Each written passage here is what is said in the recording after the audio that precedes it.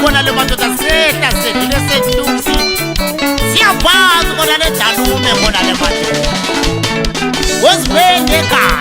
wongani yebo khona kamdala ukuphosta qoqode kancane wa yeshe kumbulani ngoba khona ubatshele khona le phansi madoda bomkhulu abazomanda ubona ukugawula kwami babazomanda ubona ukugawula kwami imama manzala bona ukugawula kwami imama manzala bona ukugawula kwami madloza kithi bona ukugawula kwami madloza kithi bona ukugawula kwami usamhlabeni wesono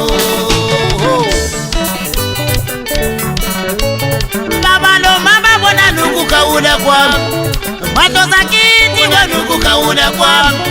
babazomanda bona ukugawula kwami usamhlabeni wesono ngaphithi ukuthenga imoto ayimali ngangelayo ngaphithi ukuthenga imoto ayimali ngangitshoni ngaphithi ukulobola imali ngangitshoni ngaphithi ukwakha umuzi imali ngangitshoni ngaphithi ukulobola imali ngangitshoni ngaphithi ukwakha umuzi imali ngangitshoni ngaphithi ukwenza lokhu imali ngangitshoni imali ukuhlupheka kwami lokhu uzabona ngusomandla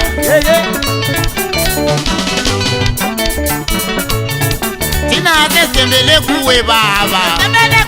awuze sithembele kuwe nkosi thina sesithembele kuwe baba sipha amandla ukuze sinqobe isono uzuzoqinisa baba ukuze sinqobe isono usathane uyambolozela uzuzosipha amandla mthakathi uyambolozela uzuzosipha amandla ukuze sinqobe isono ukuze sinqobe isono uyamtayila usathane madoda ungenula amandla amanene umlahle phansi njengomola amandla lelele nankuyakuyabaleka okusantana madoda ngaphithi ukuthenga imoto imali kayisafuni ngaphithi ukulobola imali kayisafuni ngaphithi ukwakha umuzi imali kayisafuni usamhlabeni wesono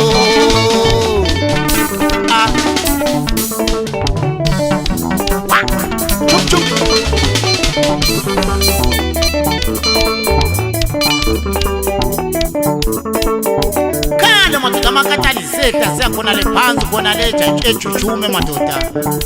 yezoluka fuka unyawo ngoba nkawu elele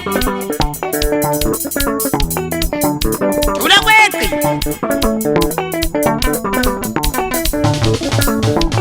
angofana dala dala dala dala dala dala dala dala dala dala dala dala dala dala dala la la chup chup uzuzosipha amandla baba uzuzosipha amandla uzuzosipha amandla nkosi usathane uyakufuluzela usathane uyasidelela usathane uyasitayilela usathane uyakufuluzela uzuzosipha amandla sibomba isitha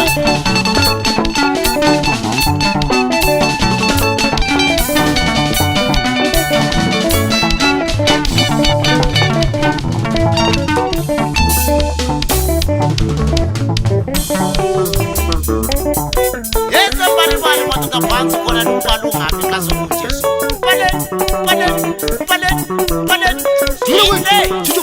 elele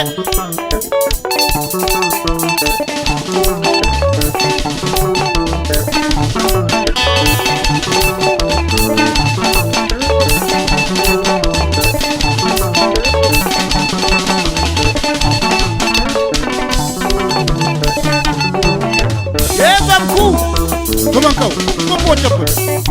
chop chop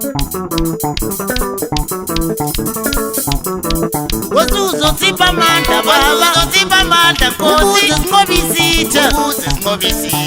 uzuzosipha amandla uzuzosipha amandla baba sinqobe isitha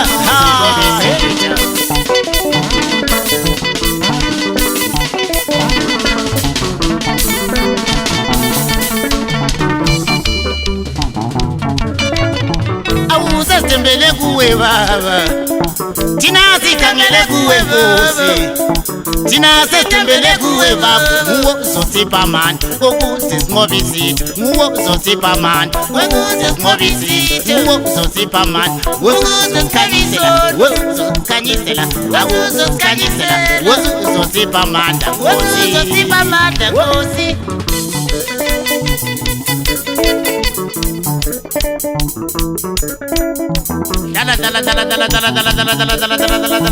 He phansi wethu siyakhona le madoda emabonyane Nkosi Joseph usiyakhona le bhewu lenisekula madoda bayasiphisa ingoma zakhala madoda abakatana wa kelele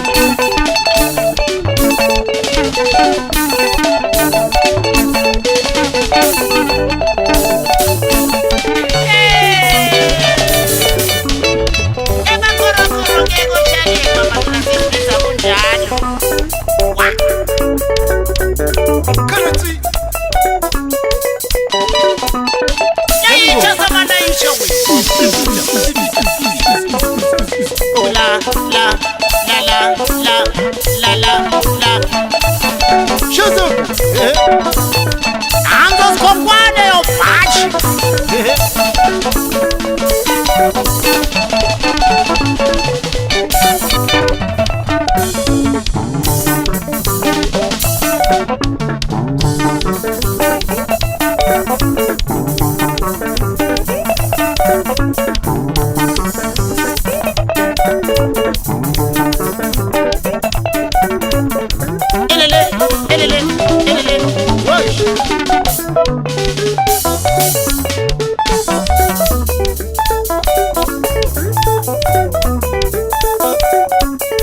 Thina sesitembele kuwe baba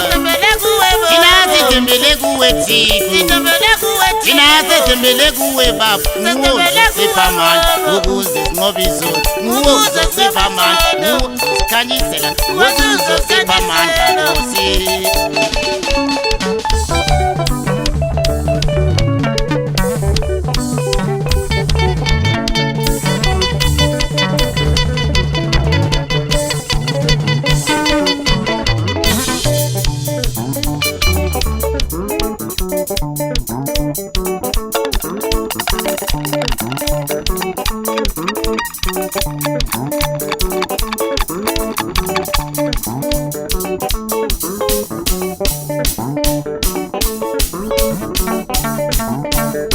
Kala madoda makatali yewonke indawo phansi khona le gulathi